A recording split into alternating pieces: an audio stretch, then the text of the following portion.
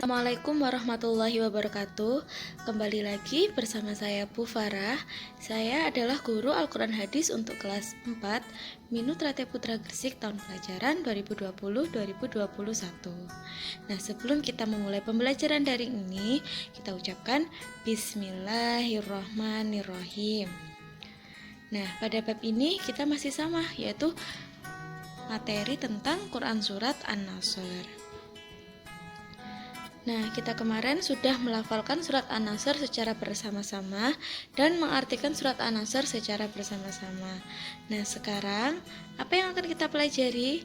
Yakni memahami kandungan surat An-Nasr dan menghafalkan surat An-Nasr.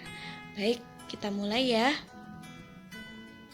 Nah, sebelumnya kita lihat video ini yuk untuk memahami daripada surat Quran An-Nasr tersebut.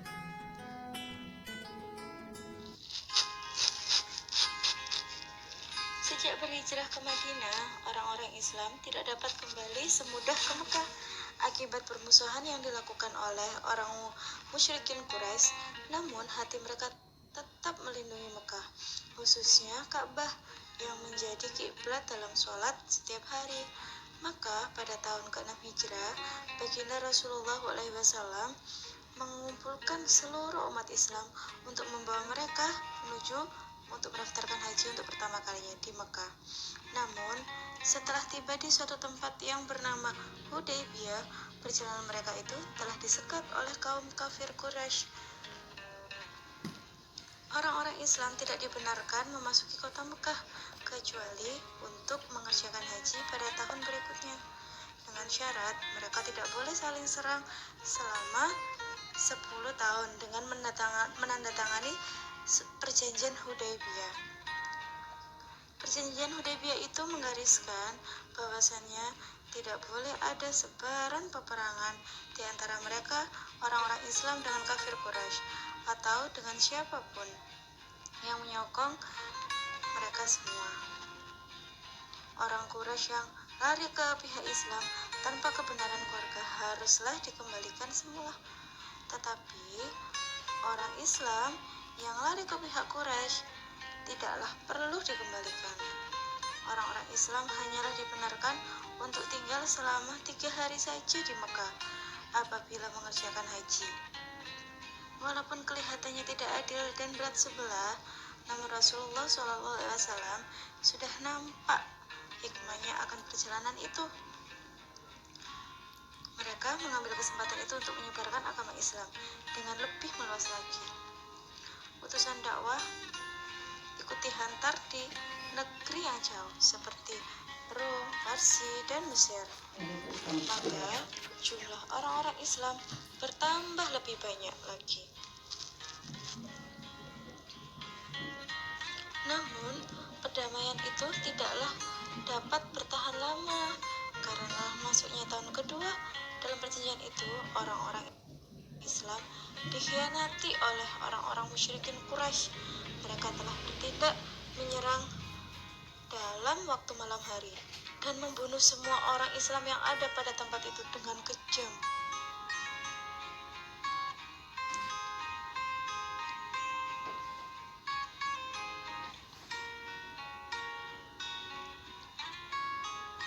Maka Rasulullah SAW pun mengumpulkan semua kekuatan orang-orang Islam dan mereka bergerak menuju kota Mekah. Tentara Islam yang kini berjumlah lebih dari 10.000 orang itu memasuki kota Mekah dan seterusnya melawan kota itu secara aman tanpa mendapat serangan dari mereka. Setibanya di kota Mekah, baginda Rasulullah SAW segera memasuki Ka'bah dan membersihkan kira-kira 360 berhala yang berada di dalamnya. Kemudian mereka semua Rasulullah SAW membacakan firman Allah yang berbunyi, dan katakanlah, telah datang kebenaran dan lenyaplah kebatilan. Sesungguhnya kebatilan itu pasti akan lenyap. Daripada surat Al-Isra ayat 81. Maka dengan itu agama Islam itu akhirnya berjaya kembali ke kota kelahirannya, yakni kota Mekah. Al-Mukarramah, kota Mekah, terus menjadi kota suci bagi umat Islam yang dikunjungi oleh pengikutnya dari seluruh dunia setiap tahunnya. Nah, itulah tadi kisah dari perjuangan Nabi Muhammad SAW dalam menaklukkan kota Mekah melawan kaum kafir Quraisy, yang sampai saat ini disebut dengan istilah Fathu Mekah atau kebebasan kota Mekah.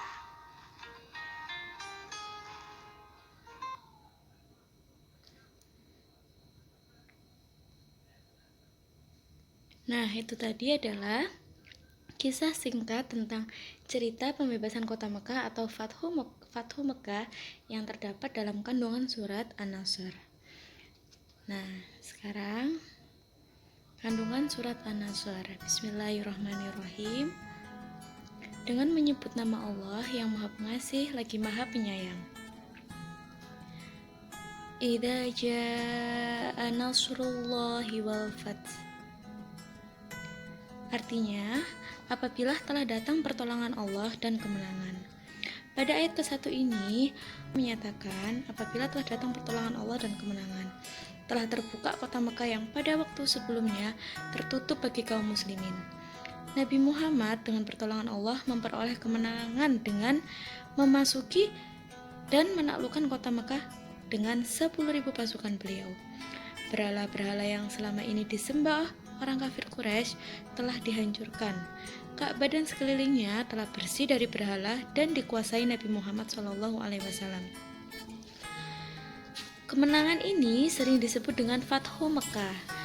Kemenangan ini membuktikan kebenaran janji Allah Subhanahu wa taala bahwa Islam akan jaya. Namun, kemenangan itu tidak akan diperoleh tanpa pengorbanan dan kesungguhan. Oleh sebab itu, untuk memperoleh sesuatu harus disertai dengan usaha yang sungguh-sungguh, termasuk dalam meraih cita-cita. Nah, pada ayat kedua berbunyi, wa ra'aitan nasa yadkhuluna fi dinillahi afwaja.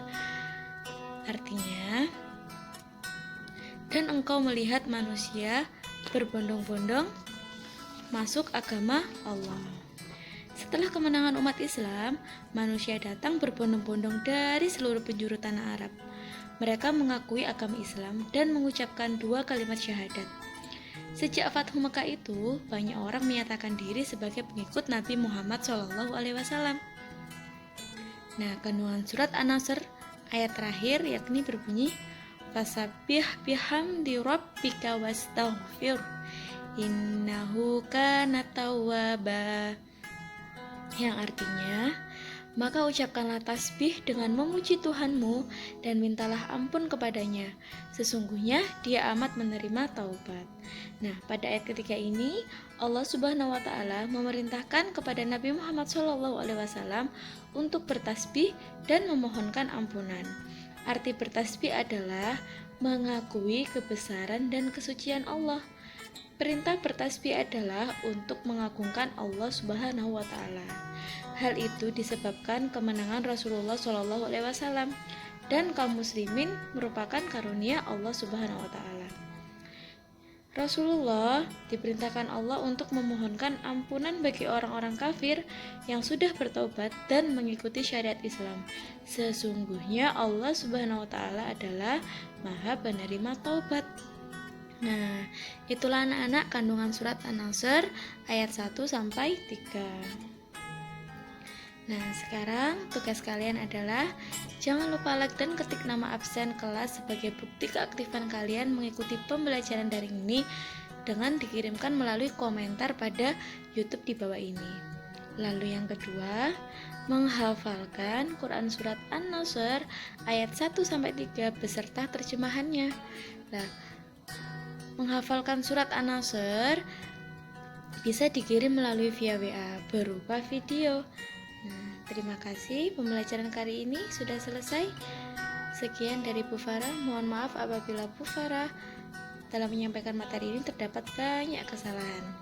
Terima kasih. Assalamualaikum warahmatullahi wabarakatuh.